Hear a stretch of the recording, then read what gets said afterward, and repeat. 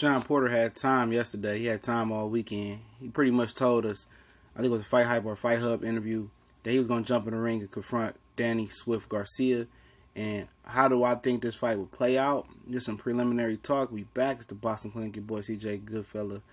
You know what it is, man. We got a really, really good day of boxing videos coming. It was a lot of boxing that went on this weekend.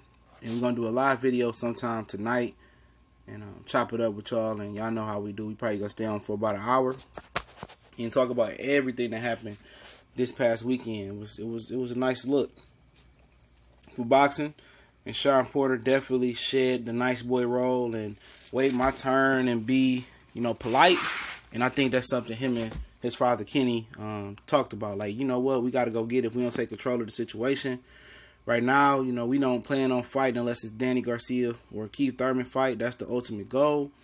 We don't want nothing, no smoke with Errol Spence. But to be a man, Shawn Porter answered every question about Errol Spence this weekend. I gotta give him credit for that. When his daddy probably don't want him to answer no questions. His daddy asked the interviewers before the interview not to ask about Errol Spence. So Shawn manned up. He answered the question. It might not have been the answer that you like, but it is what it is. We know they both, hunting for Keith Thurman. But I asked if Errol Spence is beats Keith Thurman and bees in Keith Thurman place as the number one welterweight with 3 belts, would these guys be calling Errol Spence out like they did Keith Thurman?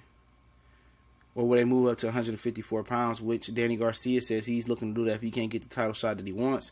And we know Shawn Porter came from 54, so that ain't no thing.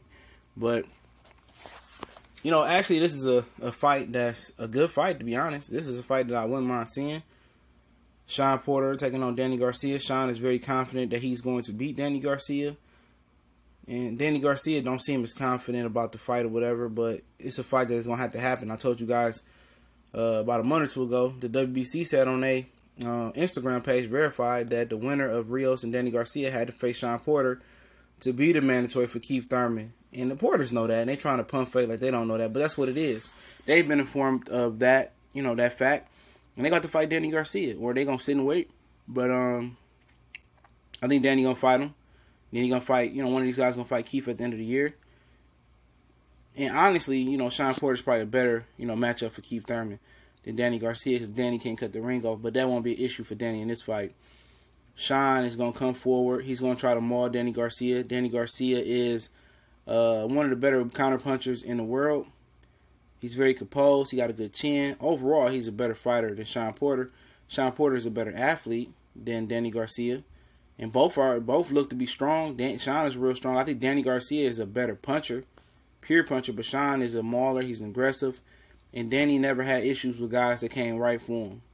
And what's the trip of this is Shawn Porter doesn't have a jab. Shawn Porter jab shows up when it wants to show up, and when it's good, he's good. When it's not good, then he's an average aggressive fighter.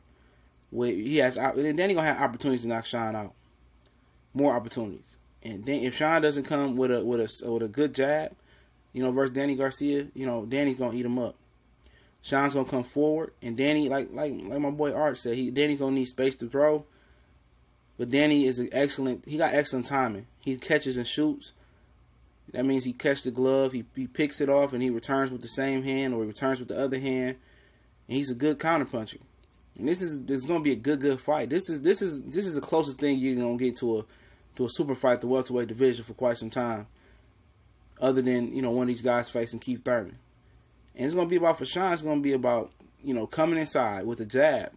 You tell me Shawn Porter has a good jab coming after Danny Garcia, and I tell you he has a damn good chance to win. He has probably a 60% chance of beating Danny Garcia if his jab shows up. That's 50% of the game, in my opinion, for him. But along with his other attributes, it makes it a 60% chance of victory for him.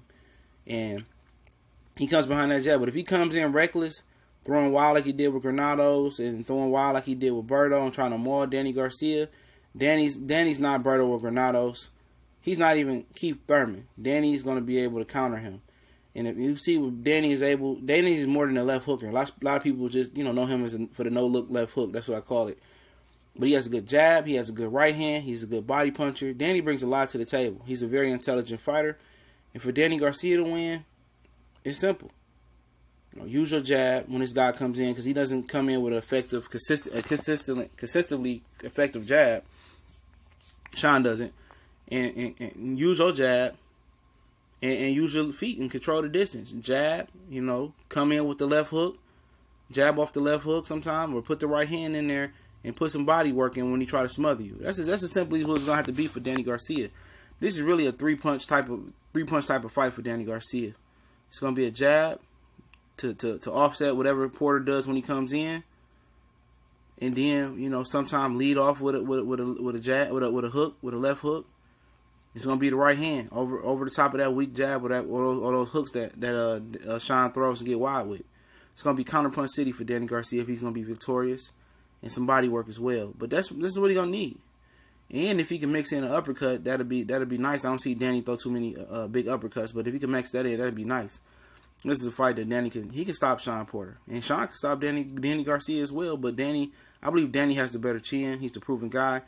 Shawn might be more naturally strong, but it looks like Danny has grown into the welterweight division very well. He looks real strong, and he punched good last night. He picked his shots. He was sharp after he got loose and got ready. He was aggressive, and you know what? I favor Danny Garcia to win this fight. Because I don't believe in Shawn Porter's jab. I think Danny's gonna win this fight right now. But it's preliminary talk. My thoughts can change. Let me know what y'all think.